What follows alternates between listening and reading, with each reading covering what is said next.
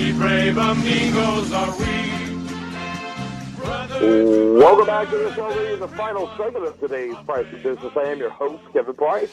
And as usual, I'm talking to you about you and your business, and it's your business to run for your life because it's 3 a.m. Egos time, featuring Dan Shedd, featuring Sickling Kramer, and myself, Kevin Price. And do want to mention a couple of things before we jump into this segment. Today's program brought to you in part by for our friends over at Standard Supply, richclub.org, and 4guys.com. And do also want to give thanks to my friend Chris Kelso, whom I haven't had a chance to chat with yet, for sitting in for me yesterday, but I'm sure that went really well. I didn't hear about any crises, and probably no one missed me at all. So, before I start getting to self-pity, I'm going to proceed with our 4 a.m. segment, 4 a.m. Ego, 3 a.m. rather, Ego segment. I do also want to mention the 101 Best and Brightest. That was a blast. Great event. That's what prevented me from being with everyone for yesterday's show.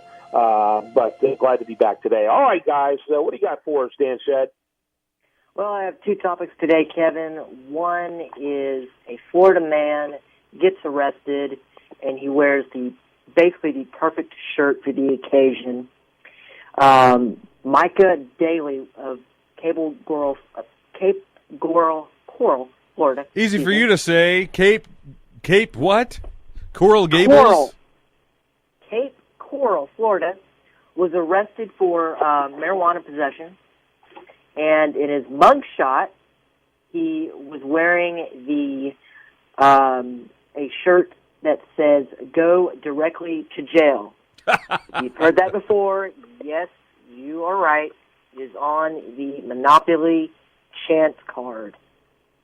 So that's what his mugshot. Well, they say dress for success, right?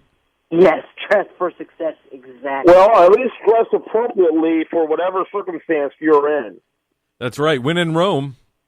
Absolutely. So, by the way, the listener will be able to see a copy of that rather telling shirt. I mean, did this guy have a warrant or something that would make him think that wearing that shirt would be most apropos? No, he didn't have a warrant or anything, but he just, obviously got arrested and I guess decided, I'll just wear this shirt today. That's my kind of sense of humor. Yeah, well, he just got lucky as to which shirt he chose for today. Maybe. It's interesting. I'm sure this has gone very viral. Yes, it has. Ebola level viral, I'm sure. Absolutely, absolutely. So what's the other topic that you got for us? Well, the country's first cat cafe is here. Cat cafe? Yes, the Cat Town Cafe in Oakland, California is basically a cafe and an adoption center. Okay. So you can go in, have your cup of coffee, have sandwiches, and hang out, and you can go see pretty little kitties running around waiting for adoption. Oh yes, nothing says aroma like coffee and kitty litter.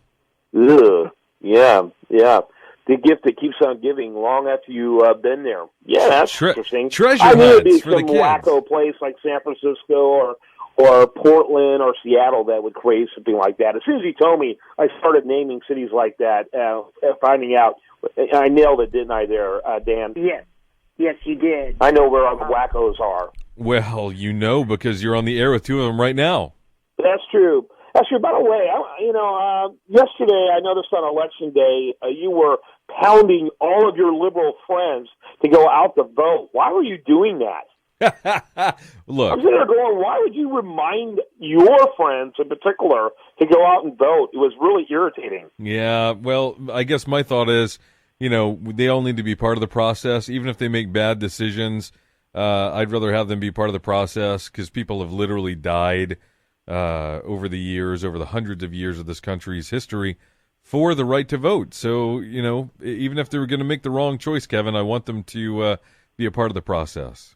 And see, I respect the process so much that I only want people who are competent to vote. You know, I want people who don't think about voting probably shouldn't bother wasting anyone's time with their vote. Someone who isn't going to prepare to go into the voting booth and has to be told by their friends to vote really have no business participating in something that people have sacrificed their lives for. I'm all for making it more challenging. This whole voter ID thing, that's a joke. That is a joke. You know what I would like to do? Eliminate all party affiliation from every ballot. Not only can you not vote straight ticket, you can't even know who's on the ballot. I mean, whose party people are with on the ballot. Can I make a suggestion? Campaigning. Can I make That's what I would do. Can I make they won't listen to me. I want people to be able to go collect their food stamps and at the same location vote at the same time. I wonder how they'll vote. Can I make a suggestion? What? We need to have, like when you go to get your driver's license, you have to pass the test. Yeah. So imagine instead of the DMV, it's like the VMV, right? And you go in there, you have to pass a test, a civics lesson test, before you get the chance to vote. Wouldn't that be cool? Yeah, they did that in the South, and it was called discrimination. But you see, my idea doesn't do that. There is no discrimination. If you don't know who you're voting for, shame on you. You know, you're more likely you're not going to vote unless you have the lowest level voter. A lot of them aren't going to vote if there's no straight. They're just not going to vote if there's no straight ticket option.